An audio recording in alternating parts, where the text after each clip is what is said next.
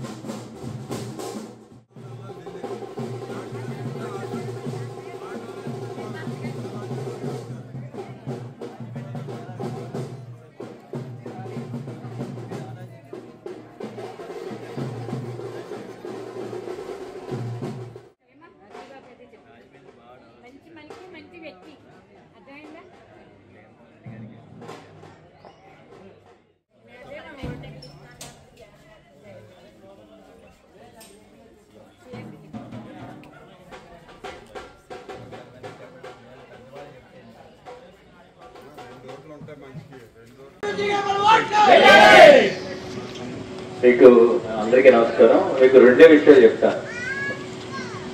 భరత్ కనుక మీరు గెలిపించకపోతే అభివృద్ధికి చేసేవాడికి ఓటు ఎక్కర్లేదు, వ్యాపారాలు చేసుకునేవాడికి ఓటు వేయచ్చు అనే భావం కలుగుతుంది. ఈ అభ్యర్థి కూడా నెక్స్ట్ వచ్చే అభ్యర్థి ఎవరు కూడా వీళ్ళు చేసినా కూడా వేస్ట్, వీళ్ళకి వ్యాపారస్తులకి వాళ్ళకి వేస్తారనే భావం కలుగుతుంది. మీరందరూ ఇది గుర్తించుకోండి. తను కష్టపడి 5 సంవత్సరాలు ఒక కార్పొరేట్ స్థాయిలో పనిచేసిన వ్యక్తి, ఒక ఎంపీ, అంత చాలా చక్కగా చేసిన ఎంపీ ఈ దేశంలో ఎవరు లేరు. నేను అన్ని దేశాలన్నీ తిరిగాను, రాష్ట్రాలు తిరిగాను. ఎంత బాగా చేసిన ఎంపీ ఎవరు లేరు. మీకు అదృష్టం ఇది మళ్ళీ ఎమ్మెల్యేగా రావడం. అవునా కదా? నేను అబద్ధం చెప్తానా? గతానికి 5 సంవత్సరాల క్రితం రాజమండ్రికి ఇప్పటికి తేడా ఉందా?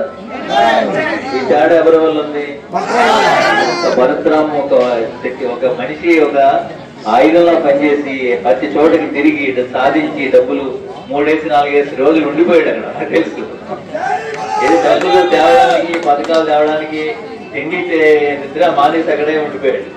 సో ఇలాంటి వ్యక్తిని గెలిపించుకుంటే మీరు మన రాజమండ్రి బాగుపడుతుంది. లేదు మీరు ఏమైనా తేడా చేస్తే వీళ్ళకి ఎంత చేసినా వేసినా అనే భావం నాయకులకు మీరు బాధ్యతగా మొట్టమొదటి ఓటు ఎంపీకి, రెండో ఓటు ఏంటని జగన్ గారు సీఎం అవుతారు. గుర్తుంచుకోండి, రెండో ఓటు చాలా ఇంపార్టెంట్. రెండో ఓటు జగన్మోహన్ రెడ్డి గారి ఓటుని మాది భద్రాం గెలిస్తే జగన్మోహన్ రెడ్డి గారు సీఎం అవుతారు. గతానికి ఇప్పటికి తేడా గమనించండి. రాష్ట్రంలో కూడా చంద్రబాబు నాయుడు గారి టైంలో కూడా ఇది ఆదాయ వనరులు ఉన్నాయి. ఇంత సంక్షేమం ఎందుకు అవ్వలేదు, ఇన్ని పథకాలు ఎందుకు పెట్టలేదు, ఆ డబ్బంతా ఏమైపోయింది. మీరందరూ కూడా ప్రతి ఓటుతో చర్చించాలి. చర్చించి జగన్మోహన్ రెడ్డి గారిని, ఇక్కడ పరశురామ్ గారిని గెలిపించాలి. అదేవిధంగా నేను ఎంపీగా పోటీ చేస్తున్నాను, నాకు కూడా ఓటేస్తే ఈ ప్రాంత అభివృద్ధికి నేను కూడా పాటుపడతాను అని చెప్పి అందరికీ హామీ ఇస్తూ అందరికీ ధన్యవాదాలు. సర్వే జనా సుఖినో భవంతు.